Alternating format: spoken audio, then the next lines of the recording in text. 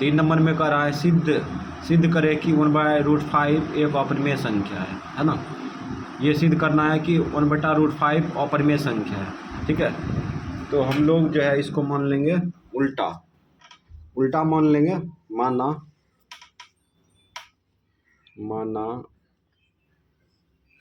1/√5 एक परिमेय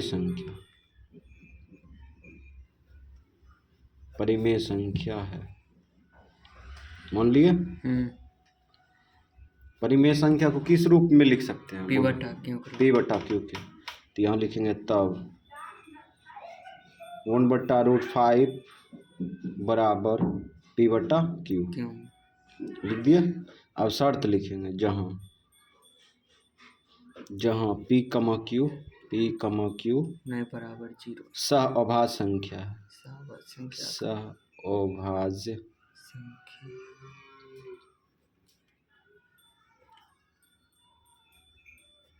संख्या है,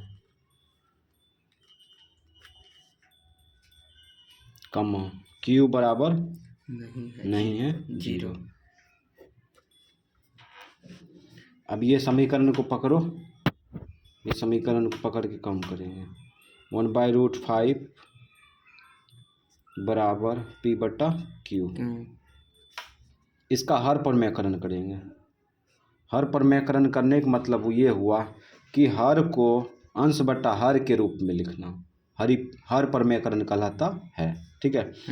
तो 1/√5 है, इसका हर परिमेयकरण करेंगे तो हर का परिमेयकरण हर को परिमेय संख्या के रूप में लिख दिए बराबर P/Q। अब ऊपर गुना करो, ये दोनों गुना करेंगे तो √5 होगा और ये दोनों गुना करेंगे तो क्या आएगा?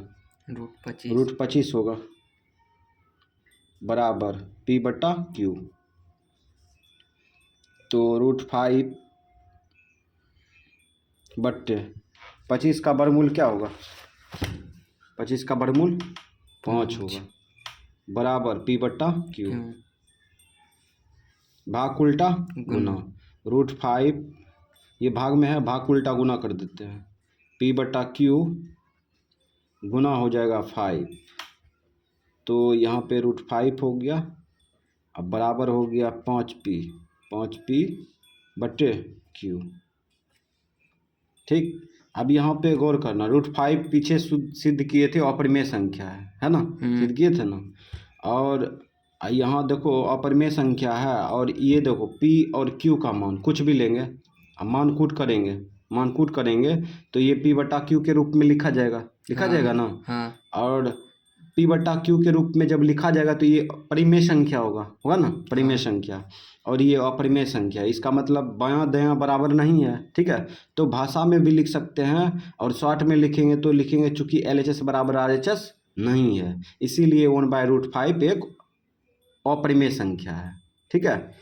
तो यहाँ पे भाषा लिख देते हैं हम, ठीक है। लिखेंगे चूंकि √5 अपरिमेय संख्या है एवं 5P/Q एक परिमेय संख्या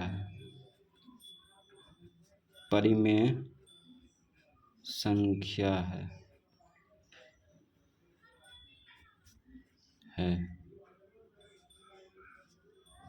अब देखो LHS में अपरिमेय संख्या है, RHS में क्या है? परिमेय संख्या है ना। तो यहाँ लिखेंगे इस प्रकार विरोधाभास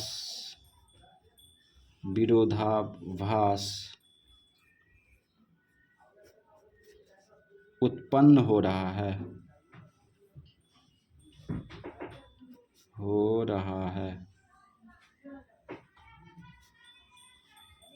इसीलिए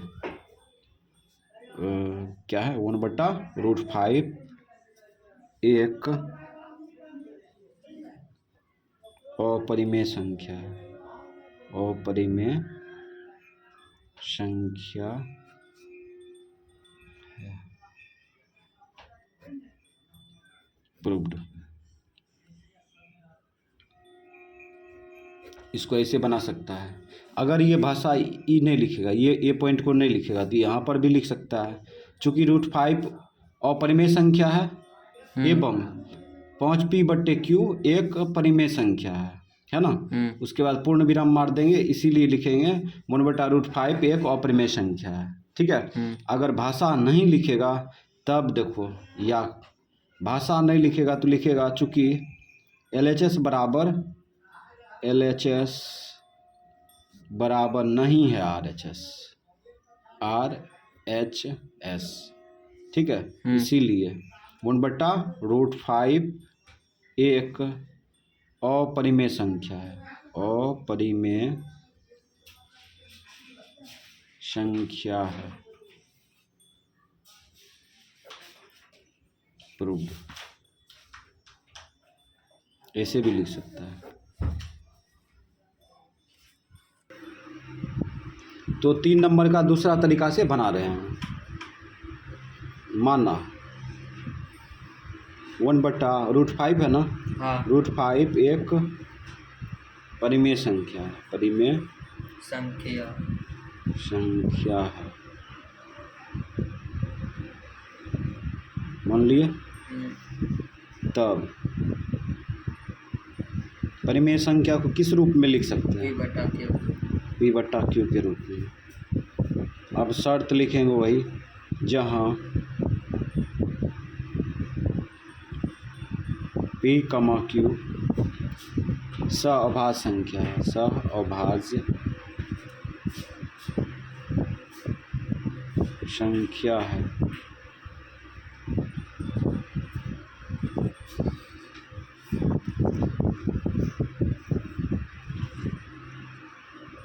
कमा q बराबर नहीं है 0। ठीक। अब यहाँ देखो, पहले जो है इस समीकरण को डायरेक्ट सॉल्व किए थे। अब लिखेंगे दोनों तरफ वर्ग करने पर। दोनों तरफ वर्ग करने पर। दोनों तरफ वर्ग करने पर। वर्ग करने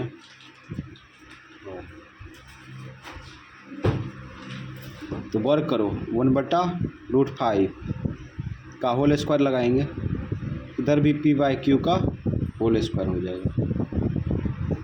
इसका स्क्वायर करो। इसका स्क्वायर करेंगे तो 1 होगा। इसका स्क्वायर करेंगे तो √5 होगा। √25 होगा ना। √25 का वर्गमूल क्या होगा? 5 बराबर इधर हो जाएगा p² बटा q²। अब इसको भाग उल्टा गुना कर दो। ठीक है। तो 1 गुना क्या होगा? q² बराबर, ये भी भाग उल्टा उधर गुना करो तो p² गुना क्या होगा? 5। अब ये गुना उल्टा भाग कर लो। ये गुना उल्टा भाग, तो ये दोनों गुना करेंगे तो क्या आएगा? q² आएगा ना। अब बट्टा p² ने छोड़ देते उधर। p² गुना 5। ठीक। इसको मान लेंगे समीकरण फर्स्ट। अब इसके बारे में बता सकते हैं, यहाँ गुना उल्टा भाग करेंगे। गुना उल्टा भाग करेंगे तो q²/5 होगा, है ना। और q²/5 होगा तो इसका मतलब q² जो है 5 से विभाज्य है, तब तो RHS में p² बचेगा, है ना। तो यहाँ पे लिखेंगे चूँकि 5 q² को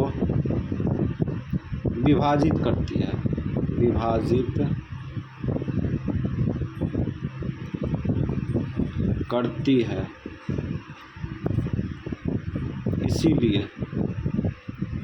इसीलिए 5 भी q को विभाजित करेगी। q को विभाजित करेगी।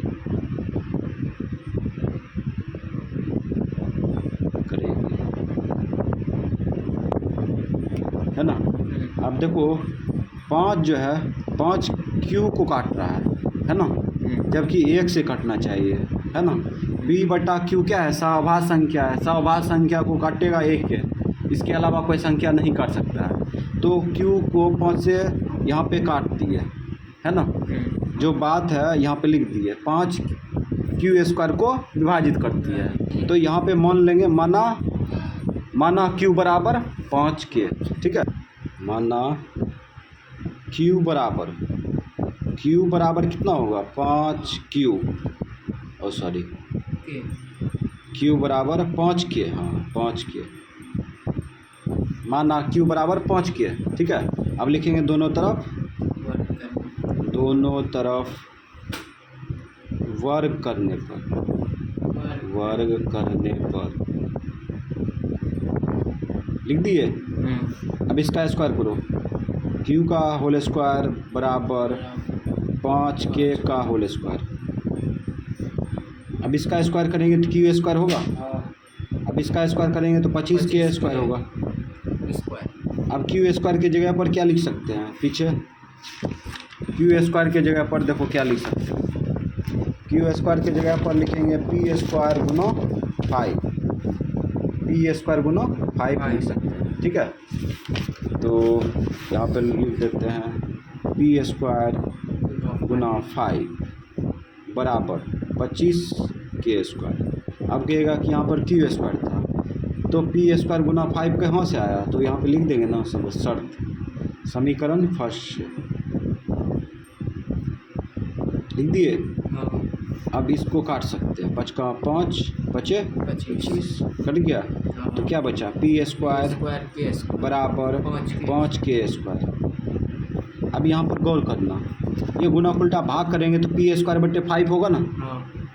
तो इसका मतलब 5 p स्क्वायर को काट रहा है, तब तो भागफल k स्क्वायर आया, है ना।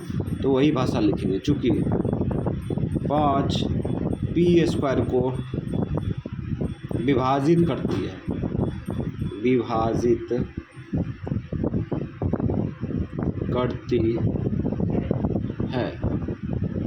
इसीलिए 5 भी p को विभाजित करेगी।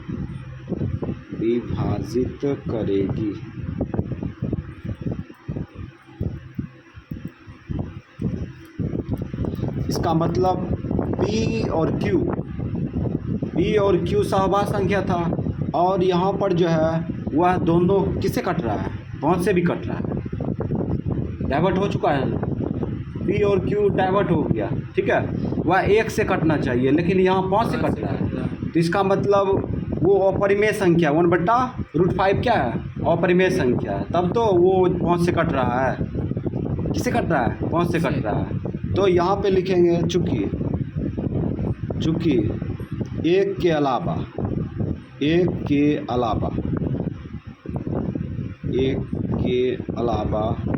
उभयनिष्ठ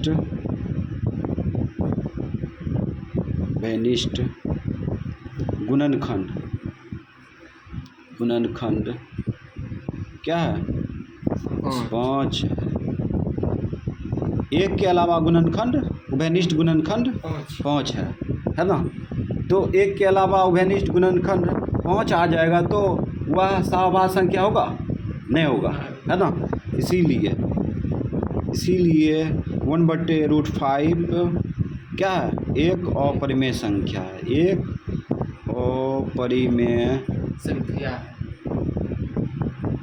संख्या है। प्रूव। तो ये लंबा प्रक्रिया से भी बना सकता है इसको। तो 4 नंबर में करा सिद्ध करें कि नीचे दी गई संख्याएं परिमेय संख्या नहीं है ना। मतलब एक अपरिमेय संख्या है, ये सिद्ध करना है। परिमेय संख्या नहीं है तो इसका मतलब क्या हुआ, अपरिमेय संख्या है। तो यहाँ पर 1 नंबर का उतार लिए, है ना, इसको सिद्ध करना है। तो माना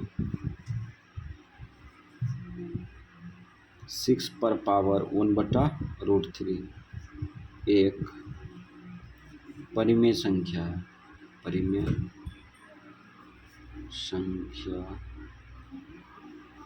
है,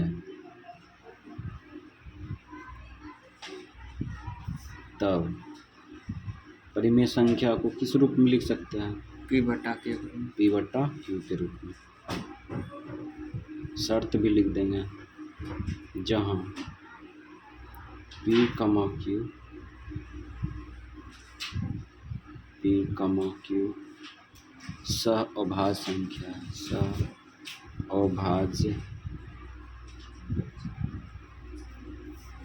संख्या है, कमा Q बराबर नहीं है 0। अब ये यहाँ पर देखो 1/3 है। इसका कहने का मतलब ये पहले से ऐसे था, ठीक। ये घन में बंद है और क्यूब रूट में बंद है। ये किसमें? क्यूब रूट में बंद है। तो यहाँ पे रूट रहता था, √2 जैसे है, तो यहाँ पे स्क्वायर वर्ग करते थे ना, इसमें लिखेंगे घन करने पर, ठीक है। इसमें घन करने तो लिखेंगे दोनों तरफ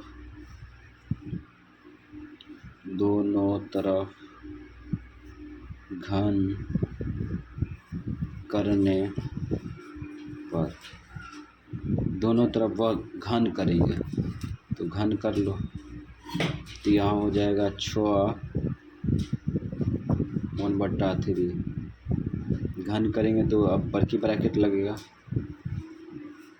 Q बराबर P बटा Q पर 3 पावर। अब इसका पावर आपस में गुना होता है, पावर आपस में गुना होता है, तो पावर आपस में गुना कर दो 1/3, ये पावर इसके साथ गुना हो जाएगा, बराबर इधर हो जाएगा P पर Q और Q पर Q। अभी कट जाएगा 3 का 3, 3 का 3, तो 6 बचा। ये भाग उल्टा इधर गुना कर लो, Q पर Q बराबर P² P पर Q स्क्वायर कर। अब यहाँ पर देखो गुना उल्टा भाग करेंगे तो यहाँ पर हो जाएगा PQ/6। इसका मतलब 6 जो है PQ को काट रहा है, तब तो भागफल Q² है, Q पर Q आया है ना। तो यहाँ पे लिखेंगे चूँकि 6 P पर Q को विभाजित करती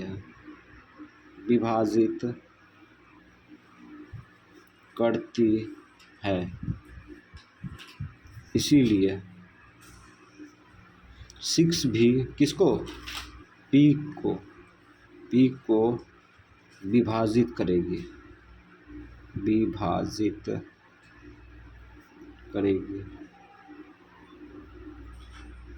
अब P को तो काट दिए, अब किसको काटने के बारे में सोचेंगे? अब Q को काटने के बारे में सोचेंगे। तो माना P बराबर माना P बराबर 3 बराबर, तो P बराबर मान लेंगे 6 के, मान लिए। अब लिखेंगे दोनों तरफ घन करने पर, इसको समीकरण फर्स्ट मान लो, दोनों तरफ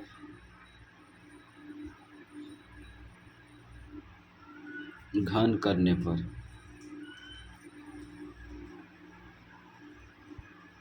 मान लिए और माने नहीं, दोनों तरफ घन करने पर, तो यहाँ पर क्यूब कर दो, यहाँ पर भी क्यूब कर दो।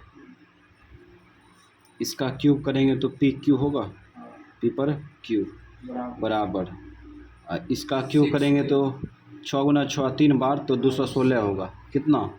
अगर 216 नहीं लिखेगा तो 6 गुना 6 कर देते हैं, गुना 6 और गुना Q पर Q, और K पर Q है तो K पर Q दे देते हैं, ठीक है। अब यहाँ पर P पर Q में, यहाँ पर देखो समीकरण फर्स्ट में LHS में क्या है? 6 गुना Q² Q पर Q है ना। तो समीकरण फर्स्ट में जो P पर Q है LHS में मान दिया है ना 6 गुना Q पर Q, यहाँ रख देंगे 6 गुना क्यू पर क्यू रख दिए बराबर 6 गुना 6 गुना 6 गुना क्यू पर के पर क्यू। ये छक्का कट जाएगा, छक्का छः। अब यहाँ हो जाएगा 6 क्यू बराबर 36 के स्क्वायर होगा ना। अब यहाँ पर देखो गुना उल्टा भाग करेंगे, गुना उल्टा भाग करेंगे तो क्यू पर क्यू बट्टे 36 होगा ना। और तब इधर बचेगा के स्क्वायर। इसका मतलब है 36 क्यू स्क्वायर को क्यू पर क्यू को काट रहा है ना। तो यहाँ पे लिखेंगे चूँकि क्यू 36 क्यू पर क्यू को विभाजित करती है, विभाजित करती है, इसीलिए क्यू भी 36 से विभाज्य 36 भी क्यू से विभाज्य होगी। क्यू से 36 भी क्यू को विभाजित करेगी, विभाजित करेगी। अब दोनों को काट दिए, ठीक है। तो P और Q 6 से कट रहा है और 36 से भी है ना। तो यहाँ पे लिखेंगे चूँकि एक के अलावा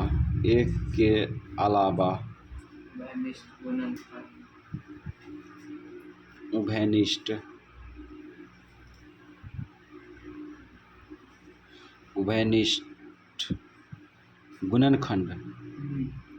गुणनखंड 6 के अपवर्त है, 6 के अपवर्त्य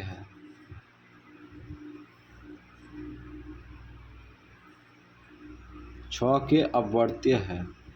है ना। 36 है तो 6 के अपवर्त हुआ ना। 6 का अपवर्त मतलब क्या हुआ, 6 का खोरा वाला पहाड़ा वाला है, ठीक है। इसीलिए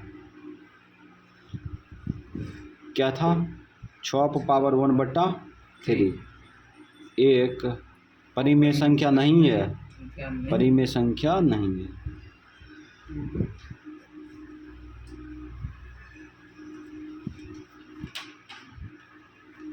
नहीं है प्रूव्ड।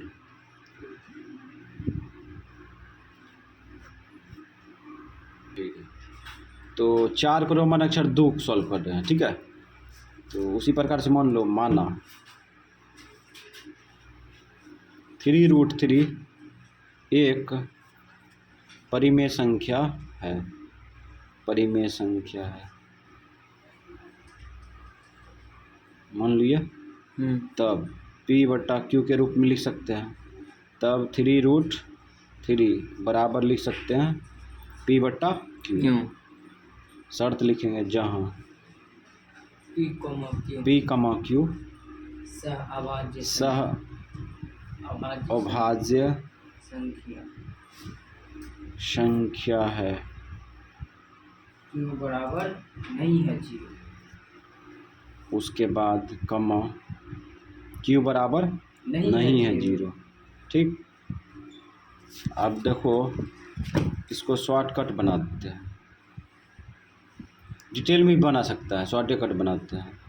तो 3√3 बराबर P/Q है ना। गुना उल्टा क्या होगा, भाग।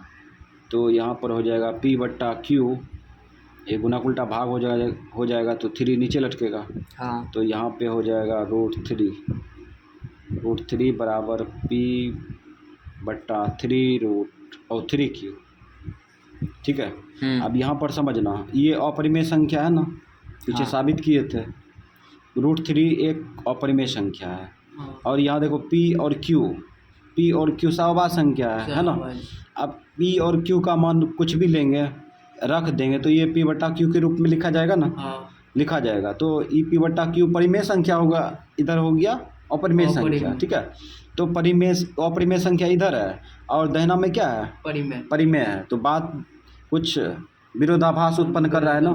तो यहाँ पे शॉर्ट में भी लिख सकते हैं, चूँकि LHS बराबर RHS नहीं है, इसीलिए 3√3 और एक अपरिमेय संख्या है या एक परिमेय संख्या नहीं है, तो भाषा में भी लिख सकते हैं, तो भाषा में लिख देते हैं।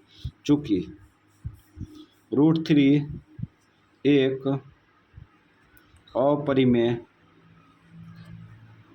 अपरिमेय संख्या है एवं P/3Q एक परिमेय संख्या है, परिमेय संख्या है। इस प्रकार विरोधाभास उत्पन्न हो रहा है ना। इस प्रकार विरोधाभास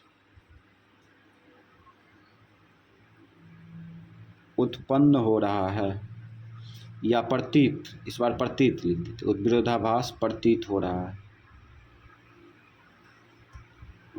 रहा है। इसीलिए 3√3 एक परिमेय संख्या नहीं है, परिमेय संख्या